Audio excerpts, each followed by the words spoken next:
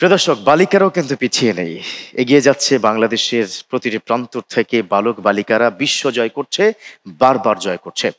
দেখুন, এখন থেকে হয়তো ২০ বছর আগে বাংলাদেশের এই পতাকাটি অনেকেই জানতো না। ক্রিকেট দিয়ে কিছুটা জেনে থাকলেও গত এক যুগ ধরে বাংলাদেশের পতাকাকে কোরআনের পতাকা হিসাবে জানে। এটাই চূড়ান্ত। এবং এখানেই শেষ নয়, আন্তর্জাতিক পরিমণ্ডলে সকল প্রতিযোগীরা খুঁজে বেড়ায় কোথায় বাংলাদেশের প্রতিযোগী আছে, তাদেরকে তারা ভয় পায়। আর মূল কারণ হচ্ছে, প্রস্তুত করেছেন কারি গোলাম মোস্তফা, কারি আবুল হোসাইন এবং অবশ্যই কারি আবু সালেহ মোহাম্মদ মুসা। এদের মতো যারা বিচারক, এদের মতো যারা ওস্তাদ রয়েছে, তারা তাদেরকে প্রস্তুত করছেন। আমাদের ছোট্ট বোন আজকে আমাদেরকে ইফতারির আগে লক্ষ লক্ষ মহিলারা, আমার বোনরা, খালারা আমাদের জন্য ইফতার রেডি করেছেন। তার ফাঁকে যখন দেখেছে এই ছোট্ট মেয়েটি তেলাওয়াত করছে, তারা সেই সিঙ্গারা আর বুট আর চনা এগুলি রেখে আমি আশা করি তার তেলাওয়াত শুনছে। আমি একটু লম্বা করে বলছি যে আমাদের বাংলাদেশ থেকে কারি আয়েশা সিদ্দিকা, শামসুন নাহার সিদ্দিকা সহ প্রায় 10 জন মেয়ে আমার জানা মতে তারা আন্তর্জাতিক কেরাত প্রতিযোগিতায় গিয়েছে একাধিকবার, কেউ 6 বার, কেউ 5 বার, এরকম করে গিয়েছে। তার মানে হলো ইসলামিক ফাউন্ডেশনের ধর্ম মন্ত্রণালয় কর্তৃক আয়োজিত কেরাত প্রতিযোগিতায় মহিলা বিভাগে প্রতি বছর আমার জানা মতে গত 30 বছর যাবৎ বাংলাদেশ থেকে মেয়েরা কোরআন তেলাওয়াত প্রতিযোগিতায় যায়।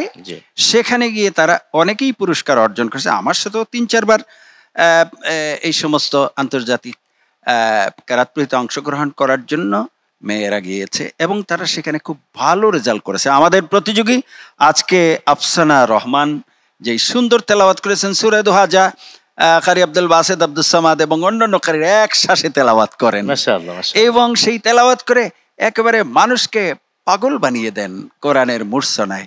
আমি আশা করি আফসানা রহমান সেও তেলাওয়াত আরো সুন্দর করবে, আরো সুন্দর করে। কিছু কিছু সমস্যা আছে, সেগুলি তুমি ঠিক করে নিবে, তোমার যাতে মন খারাপ না হয়। এই জন্য আমি প্রত্যেকটি একটি করে আমি 3টে জায়গায় নোট করেছি, সেগুলি বলছি না, কিন্তু তুমি এই প্রতিযোগিতায় এই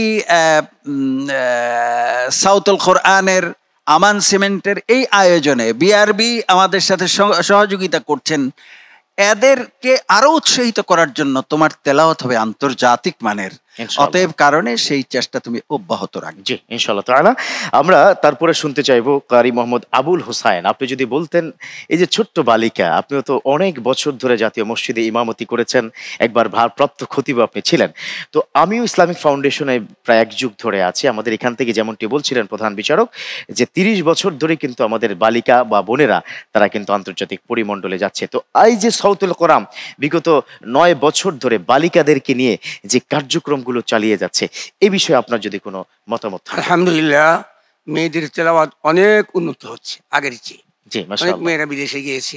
তুমি সতর্ক থাকো, ইনশাআল্লাহ অদূর ভবিষ্যতে ভালো কারিয়া হবে, বাংলাদেশের সুনাম অক্ষুণ্ণ রাখবে ইনশাআল্লাহ। ইনশাআল্লাহ, নিশ্চয়ই দোয়া করবেন। আমিও দোয়া করছি আমার প্রিয় ছোট্ট বোনটির জন্য। নিশ্চয়ই আরো ভালো করে প্রস্তুতি গ্রহণ করতে হবে। ঠিক আছে, পরবর্তী রাউন্ডের জন্য দোয়া রইল তোমার জন্য।